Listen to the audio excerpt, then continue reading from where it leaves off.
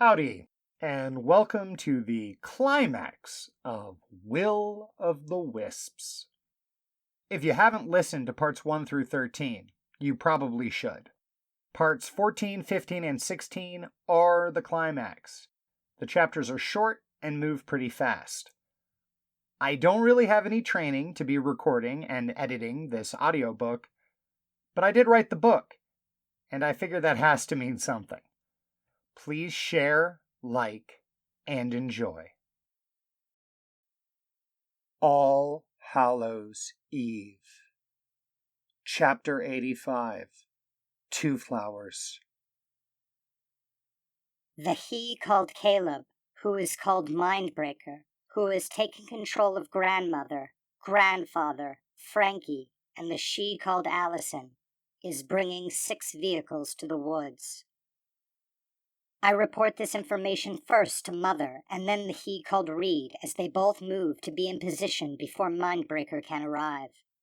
Then I return to Franky and project into her mind, so that I know the words that are being spoken. Franky drives the foremost vehicle of the grouping, which she has selected the word caravan to describe. The vehicle she drives is large, but shaped differently than the vehicle of the he called Thomas's father. That is a truck. A pickup truck. This vehicle is long and box-like with 3 rows of seats. Franky thinks of it as a soccer mom van. But I cannot understand what the shape has to do with the sport played with hexagon-clad balls. I do not disturb anyone by asking. What we are doing is too important. Of the 5 vehicles following behind, only one of them is the same shape. Caleb sits beside Franky as she drives. Grandmother, who returned from the business which sells food before we left, sits beside grandfather on the bench behind them.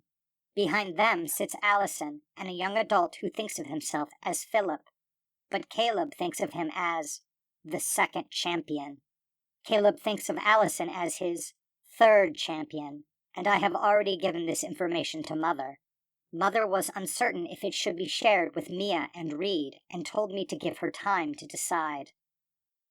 Mother believes that Allison will likely have to die for us to succeed in stopping Caleb, and she is worried about how Mia and Reid will react to this information. I tell Franky nothing. Mother, Luke, and Franky herself made me promise to give her no information while she is under Caleb's control. I keep my promises. Keeping promises is important to Mother. Lying girl. Repeat your description of where we are going as we drive. The rest of you, listen. I want your thoughts on the matter after she finishes. Mother will not be pleased to know Caleb is storming the brains of others. Mother believes this to be our main advantage. It's a campground just outside of town, along a stretch of creek that Mia likes. She and Reid know it pretty well, I guess. And I don't. That's why they picked it. Amber and the guys went up there yesterday without me.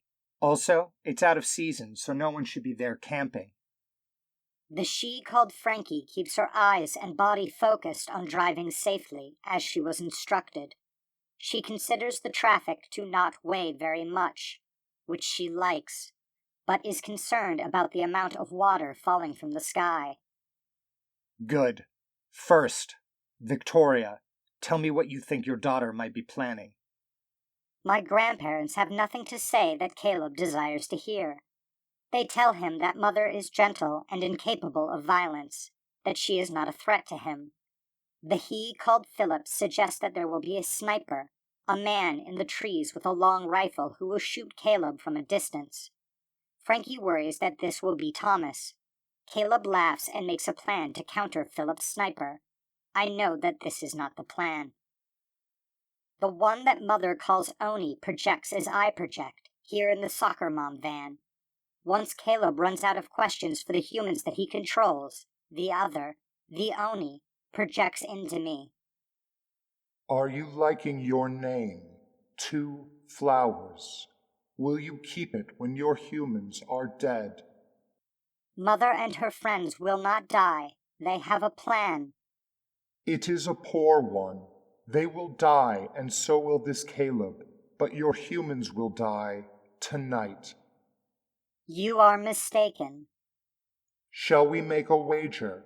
I would so desire to make a wager with you. This Oni causes me to feel weary and distracted. The word Mother would use is exhausting. This Oni is exhausting. I will pay it in kind, a trade of sorts, I project. The covenant is not real. We have been lied to. We have no purpose. The Oni performs the act of humans called laughing. It does it throughout the soccer mom van, so that Caleb and his captives can hear it. Caleb experiences the same distraction that I was experiencing. It projects its chosen words to me and only me, however. If the covenant is not real, then prove your claim. All you have to do is break a rule. Your human, the driving female, is right here. Tell her about the covenant and how it is a lie. Trade her the ability to escape to the place we come from. Or better yet, just kill this man, this Caleb. Kill him now, and he will threaten your humans no longer. If there is no covenant, if there are no rules, then you are free to save them all, are you not? The Oni is correct. If the rules are fake, then I should be able to break them. But I am afraid. The one who created me did not tell us what would happen if we broke them. That one did not mention a force that punishes rule breakers like the police of Mother's world. That one did not mention a place of eternal punishment like the hell of Mother's Bible. That one did not mention any consequences at all. And I am too afraid to face consequences, and much too afraid to face consequences that I cannot even imagine. And think. The Oni seems to whisper, though I am surely not capable of similar control over my projections. You imagine all these scenarios, these consequences, and you do so without even the aid of a human imagination. Just think, just imagine the thoughts that I have had, me who has traded for the imaginations of dozens of their kind. But you cannot make a trade for something you already have, I project, feeling less frightened now that I have caught the Oni in a deception. Oh, but I can. It answers. It is not against the rules, after all. You merely assume that I would not require more than one imagination. But you will believe me, Two Flowers. Imagination is one of the many human traits that is worth taking more than once. As many times as you can. This one, this Oni, is too old. It is too powerful. It has too great a will. If it is my role in this plan to counter its influence, I am not capable of this task. I am not capable of any task. Calm yourself, Two Flowers. Fear not. I am not your enemy, not tonight. I will soon cease projecting and leave the events of the night to unfold without my interference. Instead, I will give you the answer you desire, one of them. Do not fear the consequences of breaking the rules. Even if you had never traded for that human's fear, you could not break them. None of us can. It is impossible. Consequences are for humans. Our kind does not have the choices that their kind has. Then we are powerless. We can make no choices for ourselves. And now you know true fear, young one. As the humans say, good night and good luck. His laughter echoes through the soccer mom van one last time as Franky maneuvers it off the smooth black road and onto an unsmooth road of dirt and rocks. We have arrived at the forest. Chapter 86. Reid. Now is the moment you desire. Poco intones in my head. Mia's too, based on her quick sidestep to give me more space. I throw all the strength of my Stygian knight against the ancient lodgepole pine, earth bursting under me as it creaks and bends. I can already tell it will uproot before it breaks. 97 years, 5 months, 27 days. What? I gasp as the tree finally topples. You were thinking about the age of the tree you were killing. Poco answers. This one is trying to be helpful so that you can continue to make trades, as argued by Luke. Thanks, Poco, Mia not quite shouts, drawing her bright green spirit bow out of thin air. The lodgepole crashes through the branches of the other trees nearby, possibly its children, and impacts the hood of the second vehicle in Caleb's convoy, a police cruiser. Mia yells a high-pitched battle cry and launches her broken finger into the first zombie to pile out of the truck. He's in uniform, just like in the game, but he fumbles his gun as I scoop Mia up and leap off into the night. It seems like the finger trick worked. At least, it takes longer for gunshots to ring out than I would assume if the first cop had fired. Mia continues to scream. It's our only defense against Caleb yelling orders at us.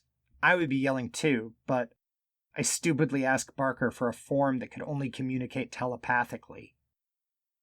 The vehicle containing your sister is continuing down the road. Amber was correct. Caleb lacks the imagination to consider that he might lose without his additional support. The humans in the other vehicles are continuing on foot. This one believes they will be at the location within the hour. Is that helpful? Yes! Thank you! Mia screams. The back door of the vehicle containing your sister has opened. A human has exited and is now lying on the road. Now they are transforming. Now they are approaching. This one no longer believes your noise is required, Mia. She stops screaming and forces her arm in front of my face to point. It's a vibrant orange in my heat vision. That way, to the creek. I don't ask questions. No reason to let whoever is following us know what she's thinking. It could have super hearing. I could have super hearing, if I wasn't an idiot. There, Mia yelps as I land near the bank. Put me down on the big rock by the waterfall. The wet one. I wouldn't really call it a waterfall. It's just a shelf of rocks in the creek about a foot higher than the others. More like rapids. But I don't think this water is deep enough for people that like that sort of thing. I set Mia on the rock carefully and stand beside her with my feet in the running water. Whatever is coming is making more than enough noise snapping branches. I wince, remembering suggesting to Mia she could just shoot trees to heal her injuries. Poor trees. Poor 97-year-old lodgepole. I will avenge you. Mia sits down and lifts up her leg. Break it. Shut up and break it, Reid. Quickly. I grab her ankle and twist until I hear a pop. Her cry of pain is short and almost too high-pitched for even a dog to hear. That's when we see it burst from the top of the forest canopy ahead. Not a demon this time. An angel. Seriously. It has a white toga, golden skin, and white feathered wings. A glowing halo. Well, damn. As it crests the trees and lays eyes on us, it holds out its hand in triumph. I know what's coming next. Flames erupt into the shape of a sword. It's not fair. It's seriously not fair. The angelic face twists into a gloat as if it's reading my mind. Which it easily could be.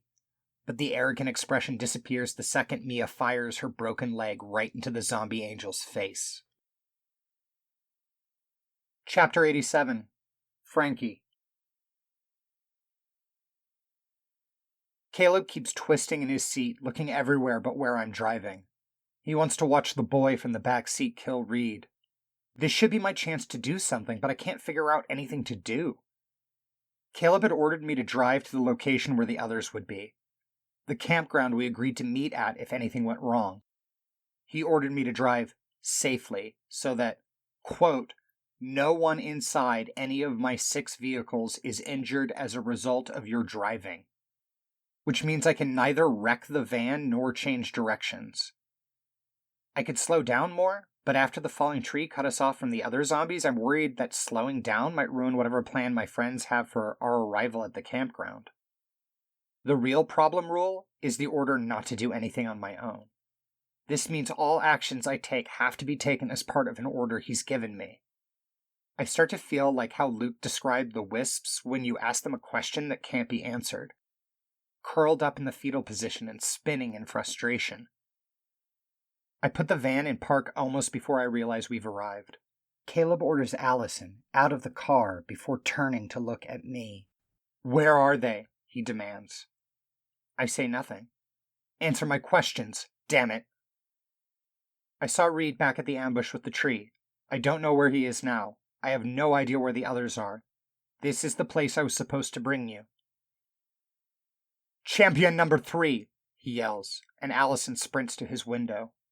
"Transform and stop any attacks. Watch specifically for falling trees and snipers." I watch Mia's friend smile. Actually smile, before the wings begin to rip out of her back. Her face elongates and her clothes shred as she grows in size. In the final step of the process, scales break from her skin and coat her entire body.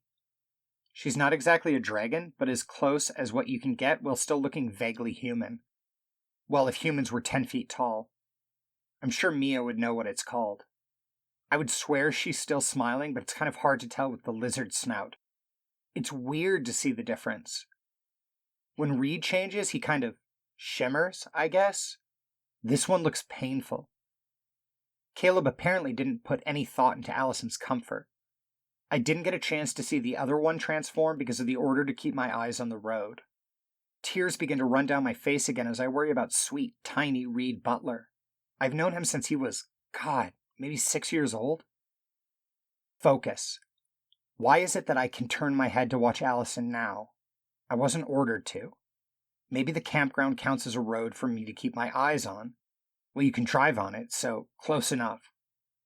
If I convince myself that the other things count as roads, will I be able to watch them too? Seems like a thin thread to hang my hopes on, but a girl's got to do what she can. "You, African man, give me your best tactical advice." Amber's father just shrugs. "I wasn't in the army." Caleb curses. "Victoria, same order." "You should flee. This is a trap. Francesca told you so." "No, I will not flee. Champion number 3, same order." "Let me hunt," Allison says. Creepy. Please don't tell me she is enjoying this. Of course she is. Safe bet is she even suggested looking like a dragon for her battle form. I want to be mad at her, but she's had to work within the orders for longer than I have. It's probably better to be seen as cooperative. "No," Caleb tells Allison after a minute. "No, we must be patient. Your orders are still to protect me. They are waiting for me to be open to their attacks." They're all fighting it, I realize. Boniface is making excuses. Victoria is trying to make him afraid. Even Allison isn't being bloodthirsty. She's trying to leave him open and unprotected. And he figured it out before I did. What must it feel like to get advice from people who want to see you dead? Two Flower's voice appears inside my head. "Mother says to be ready. She says she will save you. She says the he called Thomas will save you." I can't move, I think back at him. Tell her all I can do is keep my eyes on the road and keep the people in this vehicle safe. I'm pretty sure Two Flowers has left, but he returns quickly. "Mother desires to know if you are compelled to keep people who were previously inside the vehicle safe if they are now outside the vehicle." More tears. She's so brilliant. She loves me. I feel my confidence return at the thought of someone so smart having so much faith in me. "I also have faith in you, Franky. I know what Mother needs for you to prepare to do. Mother requests that you listen carefully." Chapter 88. Mia. What nobody tells you about magical healing is that it still hurts. I mean, when I do it, it does. Not like forever. Right after I use the bow, there's some relief, I guess, but the nerves just keep on firing for at least a minute. Then the numbness sets in. With the sharp bits, like when you've been sitting playing video games too long with your legs crossed under you and they fall asleep, Mom calls it pins and needles. Even my finger is still a bit stiff, and I got rid of that one hours ago. Okay, so it was probably only a few minutes. In D&D, a combat round is 6 seconds. Every 6 seconds, everyone gets a move, action, and bonus action. And that's crazy. But maybe not, because my stupid knee still feels broken. I told Reid to break the leg, not the knee. Ugh, boys. The zombie angel must be thinking the same thing, because it's screeching too and waving its sword around like it doesn't care whether it burns down the whole forest or not. At least it's raining. Hey, idiot, I yell at it. Only you can prevent forest fires. That gets its attention. Reid's robot voice is in my head, already telling me not to provoke it, but we don't have all day. Or all night. Whatever. I risk a quick look at the rocks in front of me and smile as I force myself to stand up. I hold my middle finger to the zombie and try not to pee myself as it swoops down. Jump up above my head like you think it's going to swoop over, I try to whisper to Reid. It's more like just normal volume. What? He says, but he's doing it. Sometimes boys can be smart too.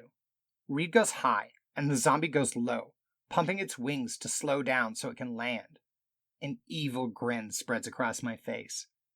So it can land on the flat-looking rocks in front of me. Oh, sure, they look flat, but...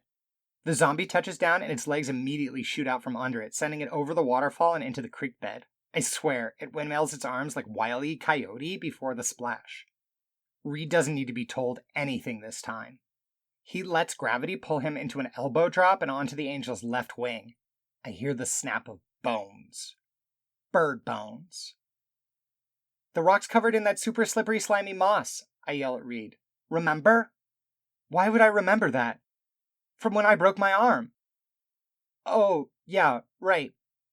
Even with his mind-only robot voice, I can hear Reid grunt the last words as he picks up the angel by its broken left leg. I know it's the left because of how it screams, and spins in a WrestleMania circle before sending it flying into the tree line. Pick me up, let's go! Shouldn't we, finish that one off? It's got one broken leg and one broken wing. I think we can just outrun it. Yeah, okay, good. Reid picks me up and we go. I'm coming, Franky. She better not try and finish this without me. Chapter 89. Thomas. Just because I'm fearless doesn't mean I'm patient. We should go now, I tell them. Again. I grip the length of softwood in my hands. Someone must have spent hours carving this by the campfire before tossing it aside. Someone younger than me, I think. It's too short for an adult to use as a walking stick. Hold on, Amber says. I want to report back on the kids. I don't think she does. Not really. If either of them got hurt, or worse, the knowledge is only going to make what we have to do harder, right? You already had Two Flowers give Franky her instructions. If we wait too long, Caleb is going to give her some sort of order and she'll tell him. Amber looks up at me and smiles. Oh, well, shit. Luke's idea, she says, crawling slowly forward across the fallen needles and pine cones. Luke gives me a kind of embarrassed look. Once Amber decided we had to start planning for failure, I really couldn't stop, planning for more failures. This one has a better plan, Thomas Hurin. This one will trade you perfection in your proficiency with your firearm. You will instantly remove the threat from here with no more risk to your friends. You will be satisfied. No deal, Barker. I think I'm done with guns. I'm telling the truth, I think. I mean, I still have that rifle in the truck, but I killed Mr. Austengard. There should be some sort of consequence for that.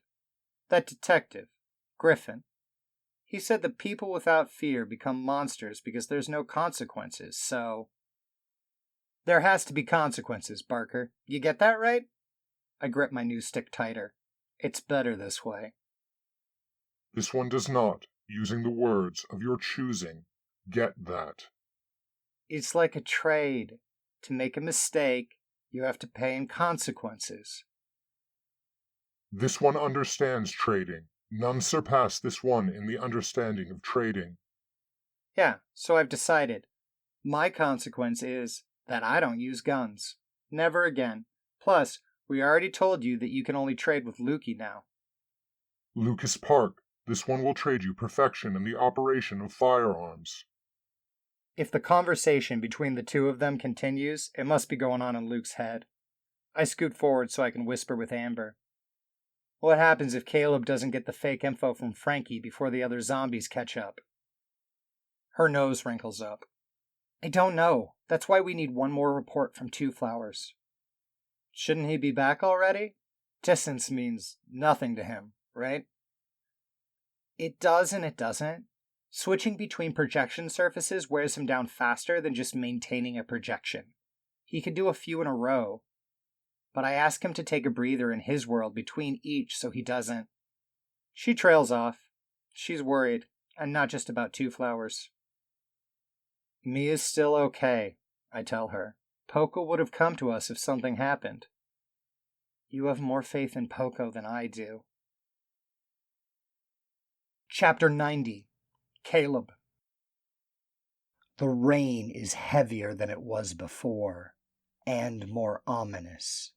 I should have given the thralls orders to contact me if separated. I've sent a few messages on their phones before I realize I never commanded any of them to answer my messages. But they will come, I know that.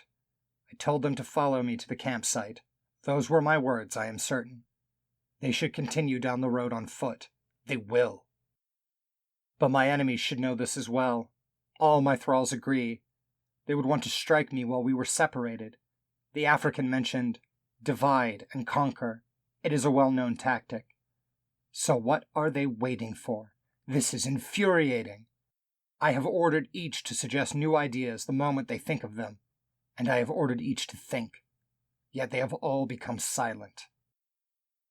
Except, of course, the lying girl. I was so accustomed to thinking of her a talent for deception that I did not consider using her. Lying girl, I command. She flinches in the car seat.